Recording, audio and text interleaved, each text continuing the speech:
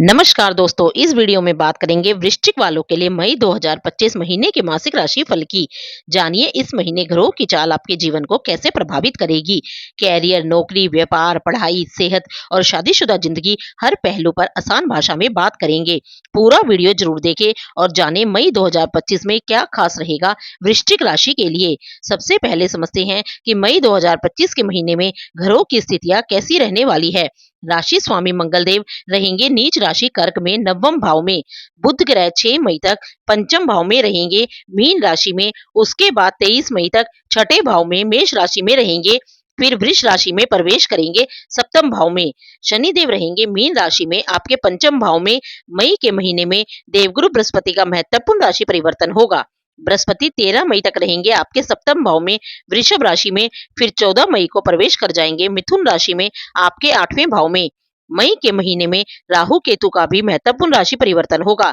राहु 17 मई तक रहेंगे मीन राशि में आपके पंचम भाव में। 18 मई को राहु प्रवेश करेंगे कुंभ राशि में आपके चतुर्थ भाव में। केतु 17 मई तक रहेंगे आपके लाभ भाव में कन्या राशि में। 18 मई को प्रवेश करेंगे आपके 10वें भाव में सिंह राशि में। सूर्य देव 13 मई तक रहेंगे मेष राशि में आपके छठे भाव में। फिर 14 मई को प्रवेश कर जाएंगे वृषभ राशि में आपके सप्तम भाव में। शुक्र ग्रह रहेंगे अपनी उच्च राशि मीन में आपके पंचम भाव में। ग्रहों की स्थिति को समझने के बाद अब देखते हैं कि ये हमें क्या संकेत देती हैं। सबसे पहले बात करते हैं आपके कैरियर की। कैरियर नौकरी को दशम भाव से देखा जाता है। 10वें भाव के स्वामी सूर्य 13 मई तक छठे भाव में रहेंगे अपनी उच्च राशि में। 14 मई से वह सप्तम भाव में वृषभ राशि में रहेंगे। मई के महीने में 18 तारीख को केतु आपके दशम भाव में प्रवेश करेंगे। मई का महीना कार्य क्षेत्र में बदलाव और नई जिम्मेदारियों का संकेत दे रहा है।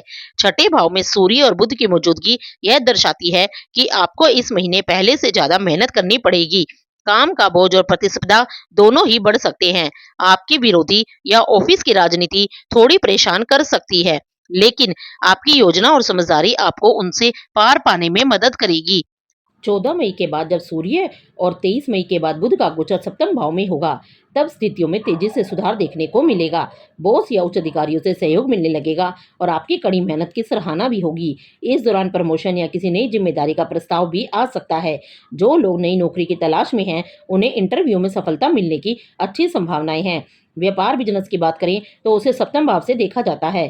सप्तम भाव के स्वामी शुक्र पंचम भाव में उच्च राशि में रहेंगे शनि के साथ। 17 तारीख तक राहु भी वहीं पर रहेंगे। सप्तम भाव में सूर्य प्रवेश करेंगे 14 मई को और 23 मई के बाद बुध भी सप्तम भाव में रहेंगे। बिजनेस से जुड़े वृश्चिक जातकों के लिए यह महीना रचनात्मकता और साझेदारी से लाभ का रहेगा। पंचम भाव में उच्च के शुक्र और राहु की उपस्थिति आपके अंदर कुछ नया और अलग करने की प्रेरणा देगी। यदि आप नया बिजनेस शुरू करने या किसी प्रोजेक्ट को लॉन्च करने की सोच रहे हैं, तो 14 मई के बाद का समय विशेष रूप से अनुकूल है। 7 मई से लेकर 15 मई के बीच का हिस्सा अर्थात पूरा सप्ताह व्यापार के मामले में काफी लाभदायक रह सकता है। महत्वपूर्ण व्यापारिक निर्णयों को इस हफ्ते में लेना शुभ होगा। 18 मई 2025 को केतु आपके दशम भाव में प्रवेश करेगा। इसके प्रभाव से आपको अपने कैरियर को लेकर भ्रम, असमंजस या असंतोष की भावना हो सकती है। कई बार आपको ऐसा लग सकता है कि आप मेहनत तो कर रही हैं, लेकिन पहचान नहीं मिल रही। आपको लग सकता है कि आपकी मेहनत का पूरा फल नहीं मिल रहा है। किसी कार्य को लेकर बार बार मन बदल सकता है या कैरियर बदलने का विचार भी आ सकता है। तकनीकी या रिसर्च फील्ड वालों को फायदा। यदि आप टेक्नोलॉजी, रिसर्च, एक्स्ट्रोलॉजी, स्पिरिचुअल क्षेत्रों से जुड़े हैं, तो केतु आपके लिए सकारात्मक भी साबित हो सकता है। इस गोचर के दौरान गहरे विषयों में रुचि बढ़ेगी। अब बात करते हैं आर्थिक स्थिति की। मंगल जो आपकी राशि के स्वामी हैं, इस महीने नीच राशि कर्क में रहकर भाग्य भाव में गोचर कर रहे हैं। यह स्थिति थोड़ी सावधानी बरतने की सलाह देती है। निवेश सोच समझकर करें। केतु 18 मई के बाद दशम भाव में प्रवेश करेंगे, जिससे कैरियर में बदलाव या अस्थिरता आ सकती है और इसका सीधा असर आपकी आमदनी पर भी पड़ सकता है।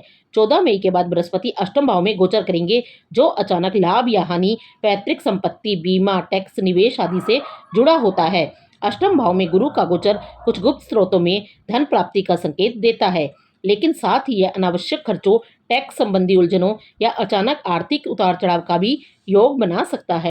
राहु का चौथे भाव में गोचर वाहन या संपत्ति से जुड़े खर्चों को बढ़ा सकता है या घर परिवार में किसी जरूरत के कारण धन खर्च हो सकता है। मई महीने में फाइनेंशियल प्लानिंग बहुत जरूरी है। बिना प्लानिंग के बड़ा निवेश ना करें, अनावश्यक खर्चों से बचें और बचत को प्राथमिकता दें। अब बात करते हैं स्वास्थ्य की। इस महीने स्वास्थ्य को लेकर आपको थोड़ा सतर्क रहना पड़ेगा, क्योंकि 14 मई के बाद बृहस्पति अष्टम भाव में प्रवेश कर रहे हैं और अष्टम भाव आमतौर पर गोपनीय रोगों, पुराने रोगों के उभरने और मानसिक चिंता से जुड़ा होता है। राशि स्वामी मंगल नीच राशिगत होकर नवम भाव में स्थित होते हैं, जिससे इम्यून सिस्टम कमजोर, ब्लड प्रेशर, इन्फेक्शन या जल तत्व से जुड़ी समस्याएं परेशान कर सकती हैं। स्वास्थ्य को बेहतर रखने के लिए ताजगी भरा और हल्का आहार लें और नियमित योग या ध्यान करें। यात्रा करते समय विशेष सावधानी रखें। अब बात करते हैं रिश्तों की। वैवाहिक जीवन को सप्तम भाव से देखा जाता है। सप्तम भाव के स्वामी शुक्र उच्च राशि में रहेंगे, पंचम भाव में, लेकिन उनके साथ शनि भी रहने वाली हैं और 18 मई तक राहु भी रहने वाली हैं। सप्तम भाव पर शनि की तीसरी दृष्टि रहेगी। साथ ही सूर्य भी 14 मई को सप्तम भाव में प्रवेश कर जाएंगे। इस महीने वैवाहिक जीवन में थोड़ा उतार चढ़ाव से भरा हो सकता है। 6 मई के बाद बुध और 14 मई के बाद सूर्य दोनों सप्तम भाव में आ जाएंगे। यह स्थिति संवाद में कुछ गलतफहमियां ला सकती है, खासकर जब दोनों पक्षों में ईगो या वाणी में तीखापन हो। 13 मई तक बृहस्पति सप्तम भाव में रहेंगे, जिससे आपकी समझ बनी रहेगी, लेकिन जैसे ही 14 मई को बृहस्पति अष्टम भाव में प्रवेश करेंगे तो रिश्तों में भावनात्मक दूरी या असुरक्षा की भावना आ सकती है।